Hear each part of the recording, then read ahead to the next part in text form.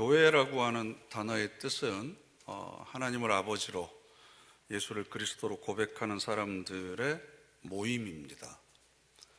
그래서 우리가 교회 들어올 때 현관에 능동교회라고 돌판에 새겨져 있는데 정확하게 기록을 하면 능동교회 예배당이라고 기록을 하는 것이 맞습니다. 그래서 좋은 교회는 좋은 교인들의 모임입니다. 건물이 웅장하거나 비싼 파이프 오르간이 있거나 넓은 주차장을 가지고 있는 곳은 교회당, 예배당이 좋은 곳이지 교회가 좋은 곳은 아닙니다. 그래서 좋은 교회는 건물이 아니라 사람에 달려 있습니다. 그래서 우리 능동교회의 자부심은 예배당이 아니라 사람이 되었으면 좋겠습니다. 그래서 우리 교회에는 이렇게 배우고 싶은 존경할 만한 원로분들이 계셔. 우리 교회는 이렇게 기도하고 계시는 권사님이 계셔. 우리 교회는 이렇게 섬기고 헌신하는 성도들이 있어. 이게 교회의 자랑이 돼야지 건물이나 예배당 자체가 자랑이 되어서는 안 됩니다. 2022년도 올해의 표가 여러분들 오른쪽에 보시면 걸려 있듯이 하나님의 성품과 그리스도의 인격을 닮은 교회입니다. 이것이 우리 신앙의 목표입니다. 성품이라고 하는 단어는 그 존재의 성질과 됨됨이를 말합니다. 품이라고 하는 한자어는 입구자가 3개입니다. 즉 그가 하는 말을 통해서 그 존재의 성질과 됨됨이가 드러난다는 거죠. 그러니까 우리가 하나님의 성품이라고 했을 때 하나님의 성품을 우리가 어떻게 알 수 있습니까? 하나님께서 하신 말씀을 통해서 하나님의 성품이 드러납니다. 그리스도의 인격이라고 했는데 인격은 그 사람의 됨됨이를 말합니다. 여기서 격이라고 하는 것은 주위 환경이나 일의 형편에 어울리는 분수와 품위를 이야기합니다. 그게 바로 격입니다. 그런데 품위는 위라고 하는 것이 자리나 신분을 이야기하거든요. 그러니까 내가 서 있는 자리 그리고 내 신분에 맞는 품, 즉 말과 행동을 하는 것, 이게 바로 품위입니다. 그렇기 때문에 그리스도의 인격이라고 하는 것은 예수님께서 하나님의 아들이라고 하는 신분에 따라서 어떤 말과 행동, 즉 태도를 보이셨는지에 따라서 그분의 격이 드러나는 거죠. 그러니까 요약하면 성품과 인격이라고 하는 것은 결국은 태도를 통해서 드러나게 되어 있습니다. 그리고 이 태도는 정체성이나 자존감과 긴밀하게 연결되어 있다라는 말씀을 드렸습니다. 그러니까 우리가 존경하는 분을 한번 떠올려 보세요. 그분의 능력 때문에 존경합니까? 그분의 인격 때문에 존경합니까? 그분의 업적 때문에 존경하는가요? 아니면 그분의 성품 때문에 존경하는가요? 그러면 우리가 추구해야 될 신앙의 방향이 명확해지지 않습니까? 능력이나 업적이나 성과나 어떤 자취가 아니라 내 존재 자체가 변화되는 것, 하나님의 성품과 그리스도의 인격을 닮은 사람으로 변화되는 것, 이게 바로 우리 신앙의 목표이고 신앙생활을 하면 할수록 하나님의 성품이 나에게서 드러나야 되고 뭘 통해서요? 말과 행동, 즉 태도를 통해서 그리스도의 향기, 즉 그리스도의 인격, 즉 말과 행동을 통해서 그리스도의 태도가 우리를 통해서 드러나야 됩니다. 그래서 빌립보서 2장 5절에 있는 너희 안에 이 마음을 품으라, 이 마음이 바로 NIV 성경에서는 attitude, 태도로 번역을 했습니다. 여러분은 그리스도의 태도를 배우십시오. 그리스도의 태도가 바로 그리스도의 인격을 드러내기 때문에 그렇습니다. 그래서 성령의 은사 가운데 가장 크고 뛰어난 은사가 사랑입니다. 성령의 열매 가운데 가장 첫 번째 나오는 열매가 사랑입니다. 그리고 이 사랑을 풀어서 설명하고 있는 고린도전서 13장 4절 이하를 보면 사랑이 드러나는 태도가 전부 성품과 인격에 관계된 내용입니다. 그것을 우리가 하나씩 하나씩 살펴보았잖아요. 사랑은 오래 참고 온유합니다. 이것도 태도에 관한 거죠. 시기하고 자랑하고 교만하지 않습니다. 뿐만 아니라 무례히 행하지 않습니다. 자기의 유익을 구하지 아니하고 성내지 않습니다. 그래서 오늘은 그 다음에 있는 태도, 즉 악한 것을 생각하지 아니하며 라는 주제로 함께 은혜를 나눠보려고 그럽니다. 이 모든 것들이 전부 다 사랑의 속성을 가지고 있는 그 존재의 태도를 드러내고 있는 것이거든요. 악한 것을 생각하다, 그러면 좋은 것만 생각해야 되겠구나, 나쁜 생각하면 안 되겠구나, 흔히 우리가 그렇게 생각하기 쉬운데 이 단어의 의미는 그런 것이 아닙니다. 악한 것을 생각하다 할 때 이 생각하다가 헬라어로는 로기조마이라고 하는 단어인데요, 계산하다, 궁리하다, 판단하다라고 하는 뜻을 가지고 있습니다. 즉 우리가 살다 보면 남이 나에게 상처를 주거나 피해를 입히잖아요. 그런데 그것을 내 기억의 창고에다가 기록해 놓습니다. 보관해 놓고 심심하면 꺼내 가지고 반복해서 계산합니다. 그리고 생각하고 또 생각하는 거죠. 이런 사람을 우리가 보통 뭐라고 얘기하죠? 뒤끝이 있는 사람이라고 얘기합니다. 한번 꽂히면 집착하는 거죠. 그런데 제가 만난 사람 중에 그런 사람이 있어요. 선생님, 저는 뒤끝이 있는데 끝이 없습니다. 뒤만 있다는 거예요. 자기는 죽을 때까지 그 사람에 대해서 집착한다는 거죠. 그런데 그걸 스스로 벗어나지 못해서 굉장히 괴로워하고 있다고 호소하는 걸 제가 듣고 참 안타까웠던 적이 있습니다. 그래서 상처를 준 사람을 계속해서 떠올리고 그 사건을 계속해서 반복해가지고 생각하는 겁니다. 그러다 보면 그 생각이 행동으로 이어지게 되죠. 그래서 공동번역 성경은 이 구절을 사랑은 앙심을 품지 않습니다, 표준세번역 성경은 원한을 품지 않습니다 라고 번역을 해놨습니다. 우리 개역개정 성경에는 사랑은 악한 것을 생각하지 아니하며라고 되어 있는데 이 본문의 의미를 훨씬 더 명확하게 해주는 것이 앙심을 품지 않는 겁니다. 그래서 오늘 말씀의 제목이 사랑은 앙심을 품지 않습니다 라는 겁니다. 시편 1편을 보면 이렇게 시작을 합니다. 복 있는 사람은 악인들의 꾀를 따르지 아니하며 죄인들의 길에 서지 아니하며 오만한 자들의 자리에 앉지 아니하고. 처음에 시작이 악인들의 꾀에서 시작합니다. 생각을 하는 거죠. 나쁜 생각을 하다 보면, 자꾸 반복하다 보면 나도 모르게 내 발걸음이 거기에 서 있습니다. 죄인의 길에 서 있는 거죠. 나쁜 짓을 하는 거죠. 그런데 처음에는 양심의 가책도 느끼고 두려움이 있는데 별일 없네? 그러다 보니까 나중에 어떻게 되죠? 아예 그 자리에 주저앉습니다. 죄인의 길에 섰다가 나중에는 오만한 자들의 자리에 앉게 되는 거죠. 결국 스스로 그 악의 굴레에서 벗어나오지 못하는 겁니다. 살다 보면 상처를 입는 것은 피할 수 없습니다.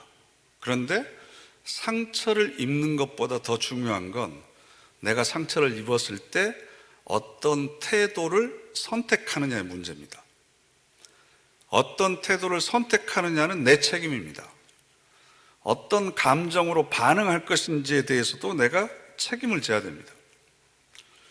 용서의 심리학을 쓴 폴 마이어라고 하는 사람이 이런 얘기를 했습니다. 바람을 멈출 수 있는가? 없다. 하지만 풍차를 만들 수는 있다. 파도를 멈출 수는 있는가? 없다. 그러나 배의 돛을 조정할 수는 있다.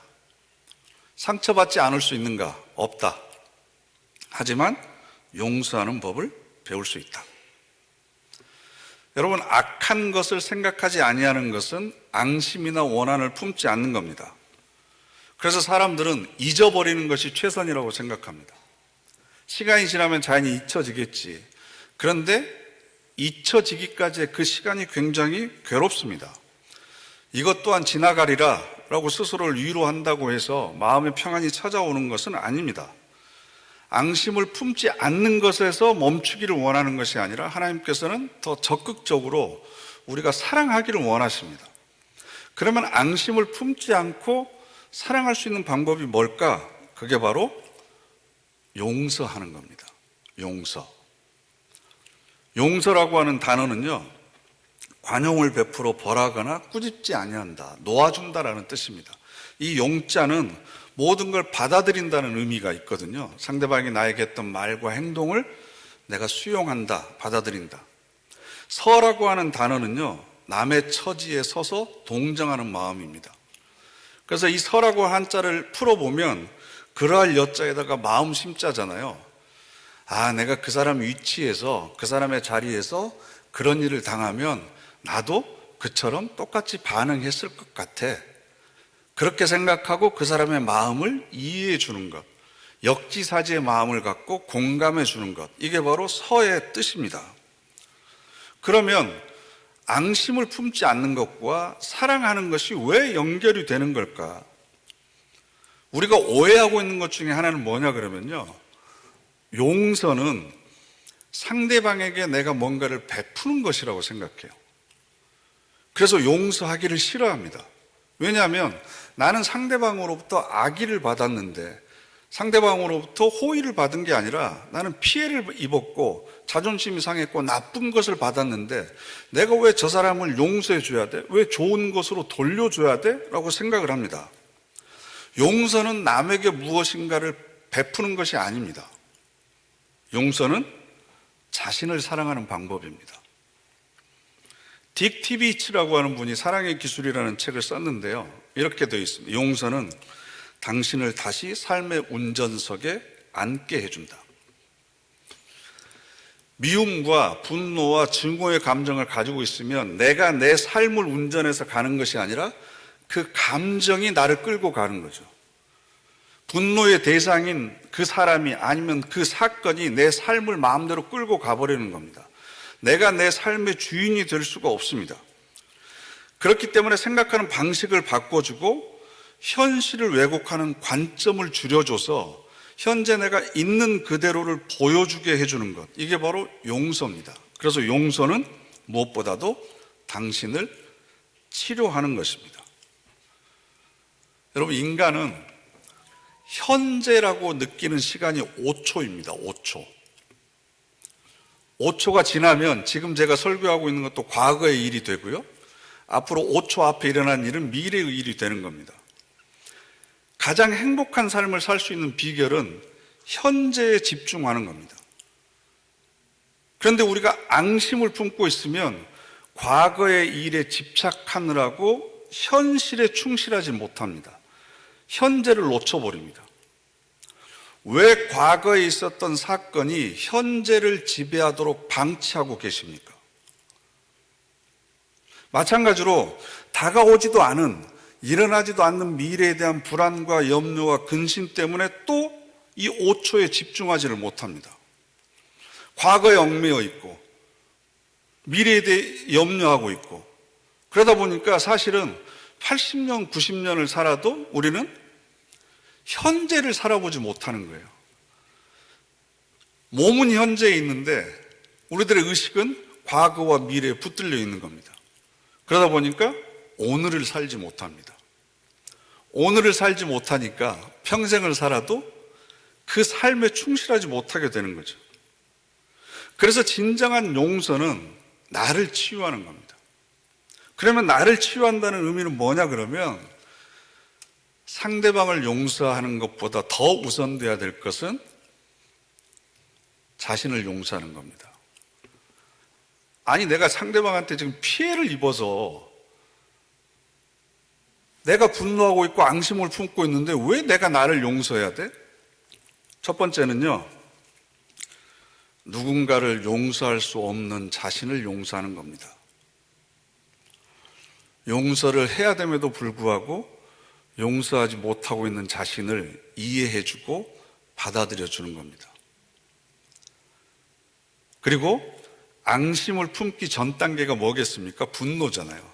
지난주에 분노는 그 사람 때문이 아니라 내 내면에 있는 상처와 결핍 때문에 일어난다는 말씀을 드렸습니다. 그러면 저 사람을 용서하기 전에 먼저 내 내면이 치유돼야 됩니다. 내 영혼이 먼저 회복돼야 됩니다. 그래서 용서는 자기 스스로를 회복하는 겁니다. 그래서 왜 내가 손을 먼저 내밀지 못하지? 내 안에 있는 어떤 상처가 지금 발목을 잡고 있는 거지? 내 안에 어떤 결핍이 그 상처를 흘려보내지 못하고 계속해서 집착하고 원한을 품게 만드는 거지? 아, 나에 대한 컴플렉스가 있구나.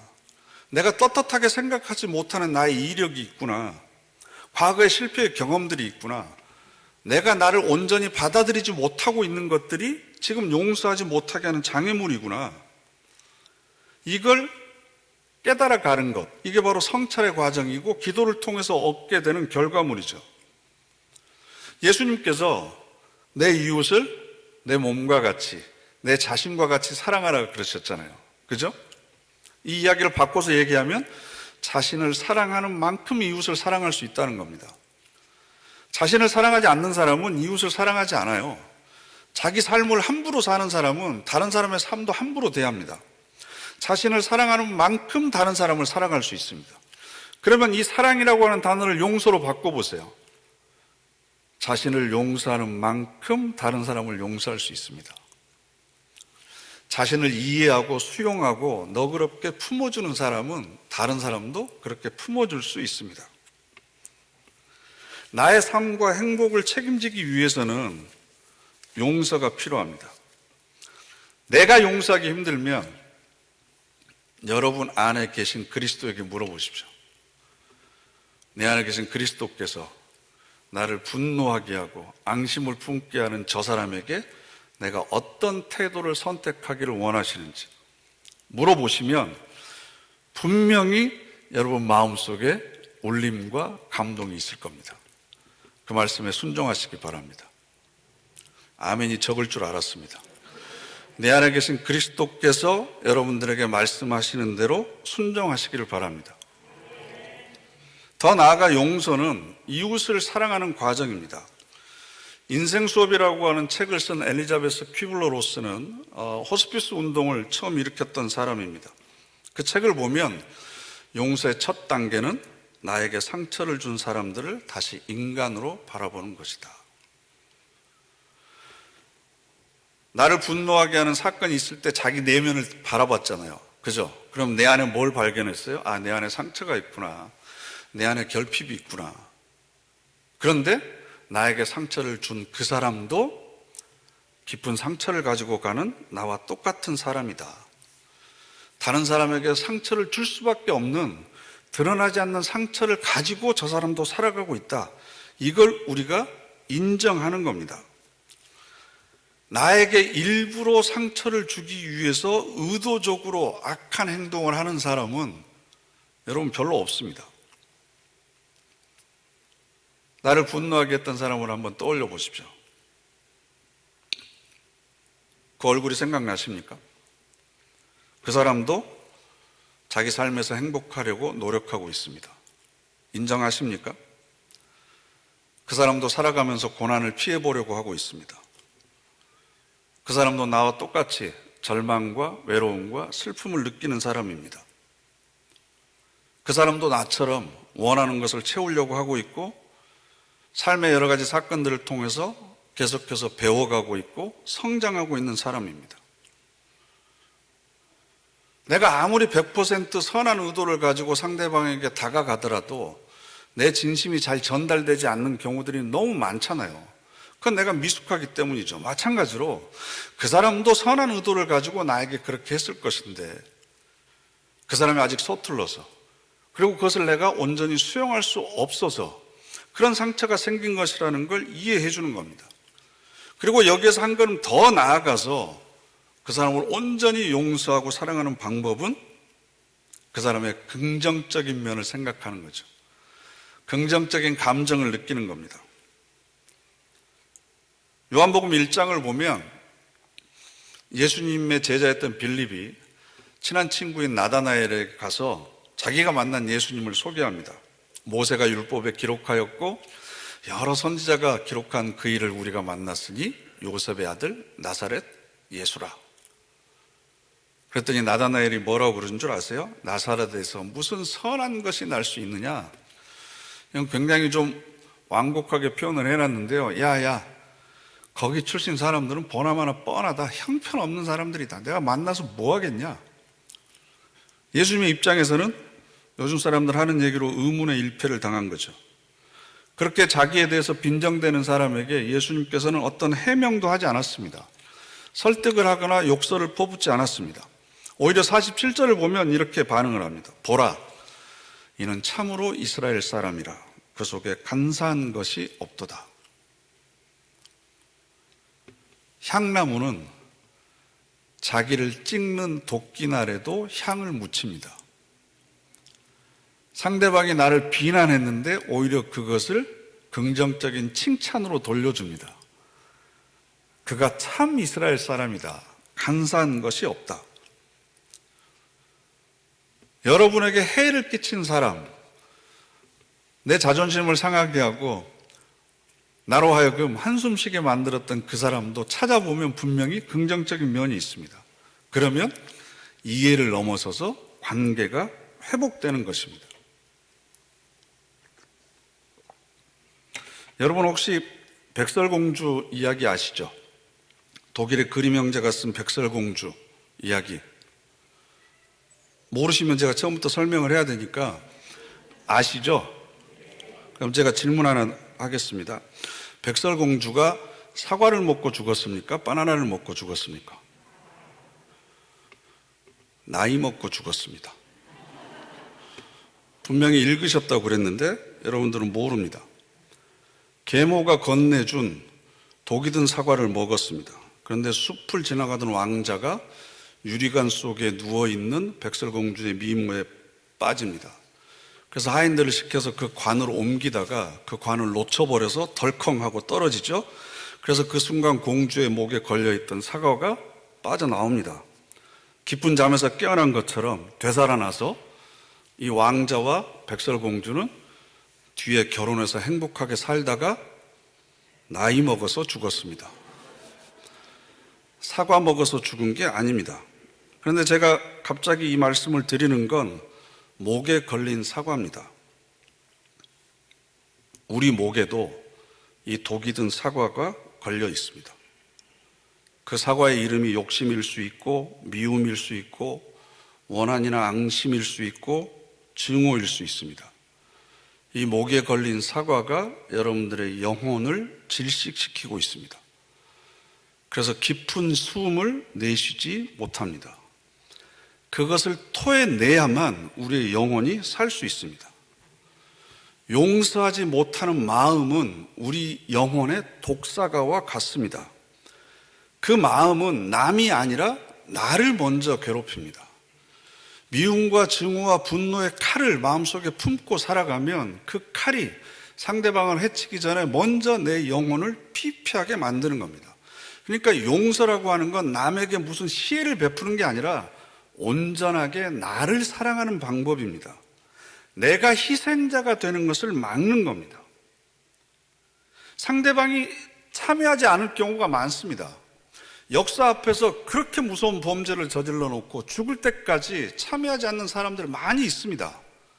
그런 사람들을 향해서 예수님께서 뭐라고 그러셨냐 그러면 이방인과 세리같이 여겨라.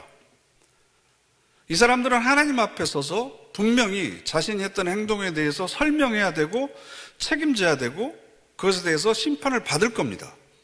심판은 하나님의 몫입니다. 우리에게 주어진 책임은 용서하는 겁니다. 그래서 예수님께서 마태복음 5장에 또 내 이웃을 사랑하고 내 원수를 미워하여라 하였다는 것을 너희가 들었으나 나는 너희에게 이르노니 너희 원수를 사랑하며 너희를 박해하는 자를 위하여 기도하라. 이웃을 사랑하고 원수를 미워하는 건 누구나 다 할 수 있는 수준이잖아요. 그런데 하나님께서는 우리에게 더 높은 수준을 요구하십니다. 왜? 그것을 할 수 있을 것이라는 기대를 가지고 있기 때문에 그렇습니다. 그래서 여러분, 용서해야 될 사람들이 분명히 있을 겁니다. 그 중에 한 사람의 얼굴을 떠올려 보시기를 바랍니다. 집에도 있잖아요. 얼굴을 떠올리시고 따라서 하십시오. 그리스도의 사랑을 힘입어 당신을 용서합니다. 그리스도의 사랑으로 당신을 사랑합니다. 그리스도의 사랑으로 당신을 위해 기도합니다.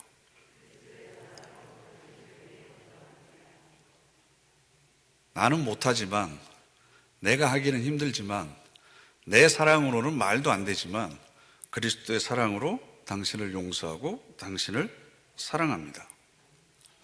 인간이 가장 아름다울 때는요, 사랑할 수 없는 사람을 사랑할 때입니다. 인간이 감동을 주는 때는요, 사랑할 수 없는 상황에서도 사랑하는 겁니다. 제가 아는 기도문 가운데 가장 감동을 주는 기도문이 하나 있습니다. 그게 바로 2차 세계대전 중에 라벤스부르크라고 하는 포로 수용소의 처형장에서 발견된 기도문인데요, 그 수용소에서는 여자와 어린 아이들만 92,000명이 죽었습니다. 여자와 어린 아이들만 92,000명. 그래서 그 기도문을 여러분 주보에 제가 옮겨 놓았습니다. 근데 너무 놀라운 건 아기를 품고 있는 사람들을 위해서 기도하고 있다는 거예요. 그 사람들이 나에게 준 고통만을 기억하지 마시고 그 고통으로 인해서 저희가 얻게 된 열매, 즉 저희의 우정과 충성심, 겸손함과 용기, 관대함, 그 고통을 통해서 성장하게 된 우리의 마음의 위대함도 하나님 봐주십시오. 그래서 나중에 이 사람들을 하나님 심판대 앞에 세워서 책임을 지게 하고 심판하실 때 저희들이 맺게 된 열매를 봐서라도 그 사람들을 용서해 주십시오 라는 겁니다. 쉽게 더 풀어서 이야기하면요, 하나님, 저 사람이 나를 비난하고 비방하고 모욕했습니다. 그래서 제가 화가 났지만 절제할 수 있도록 해주셔서 감사합니다. 너무 억울해서 어디에 하소연할 수 없었지만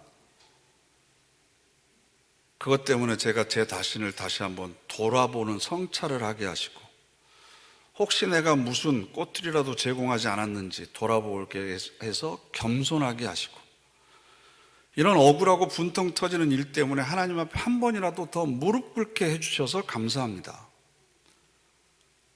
그죠?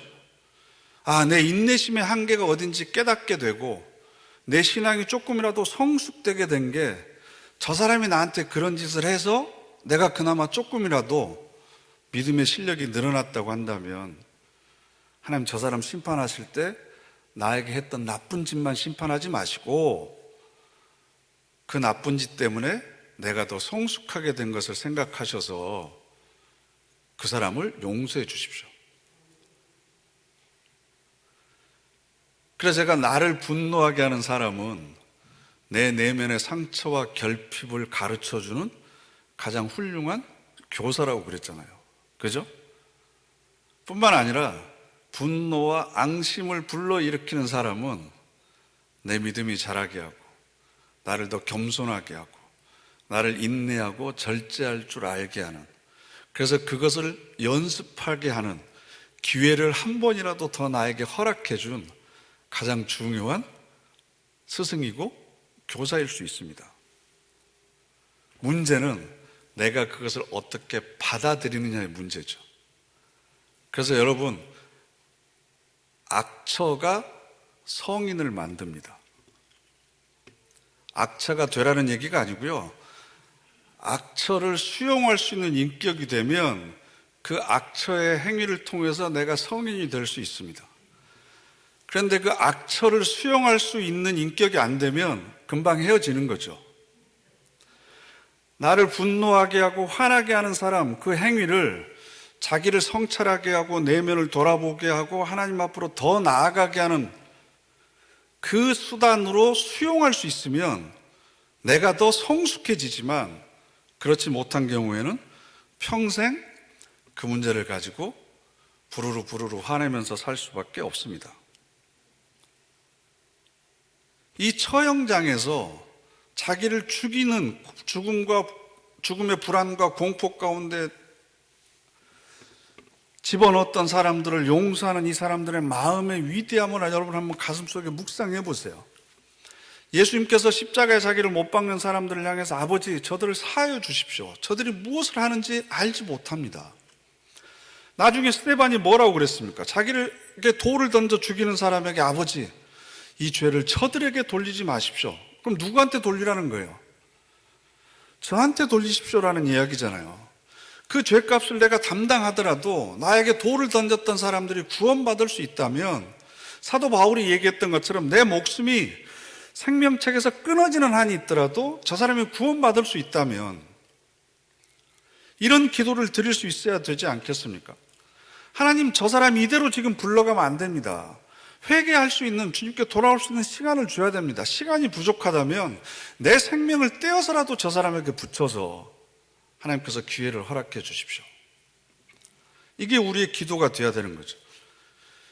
내가 하기 어렵습니다. 힘듭니다. 그러나 내가 할 수 없다면 내 안에 계신 그리스도는 할 수 있습니다. 내 안에 계신 그리스도가 그 사람을 받아들이고 용서할 수 있도록 여러분들의 감정을 내려놓는 연습을 하셔야 됩니다. 그러면 그리스도께서 내 안에 있는 미움과 분노와 증오의 에너지를 화해와 용서와 사랑의 에너지로 바꾸실 겁니다. 내가 십자가에 달리신 예수 그리스도를 바라볼 때 내 영혼에서 이런 사랑의 연금술이 일어나게 되는 거죠. 그래서 그 사랑이 내 안에 마중물이 되어서 내 안에 잠재되어 있는 사랑의 물줄기에 닿게 되면 그 사랑의 샘물이 터지는 겁니다. 그 사랑의 샘물은 먼저 내 자신을 용서하는 겁니다. 내가 내 자신을 온전하게 받아들이는 겁니다. 그렇게 자기 자신의 모든 부족한 것까지 용서하고, 그래, 네가 전에 그랬잖아. 그래도 나는 너를 사랑해. 네가 나인 것이 나는 너무 행복해. 그렇게 받아들인 사람은 다른 사람의 어떤 허물까지도 용서하고 받아들일 수 있습니다.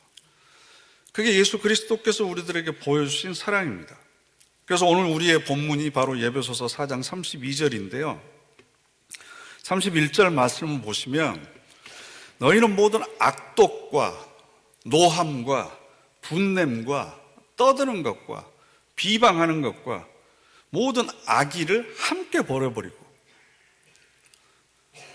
서로 친절하게 하며 불쌍히 여기며 서로 용서하기를 하나님이 그리스도 안에서 너희를 용서하심과 같이 하라. 예수 그리스도께서 너희를 용서하신 것처럼 서로 용서하라. 이것이 사랑의 태도입니다.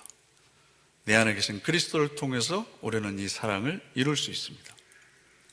그럴 때 우리 안에 찾아오게 되는 치유와 회복, 그리고 그 기쁨을 삶 가운데서 마음껏 누리시는 저와 여러분 되시기를 간절히 축복합니다. 기도하겠습니다. 이 시간 우리 다 같이 합심해서 말씀이 주신 감동 앞에 정직하게 반응하며 결단하는 기도 하나님께 드리겠습니다. 하나님, 내 안에 사랑의 에너지가 폭발하기를 원합니다. 모든 분노와 미움과 좌절의 응어리를 녹여버리고 그 모든 상처가 치유되기를 원합니다. 원수까지도 형제와 자매로, 친구로 맞아들일 수 있게 하여 주시옵소서. 우리 다 같이 합심해서 결단의 기도 드리겠습니다.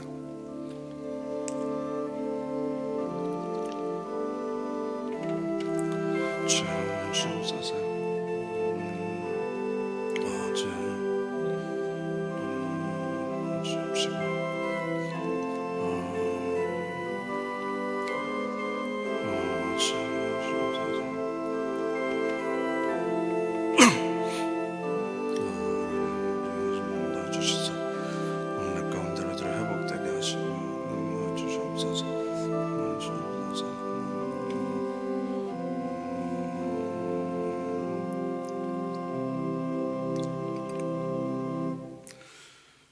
우리가 우리에게 죄 지은 자를 사하여 준 것 같이 우리 죄를 사하여 주옵소서. 하나님, 이 기도를 하나님께 드리기에 부끄럽지 않는 삶을 살기를 원합니다. 거리낌 없이 우리에게 죄 지은 자를 사하여 준 것처럼 내 죄도 사하여 주옵소서. 떳떳하게 기도할 수 있는 용서의 자리로 가기를 원합니다. 저희들을 인도하여 주시옵소서. 예수님의 이름으로 기도드립니다. 아멘.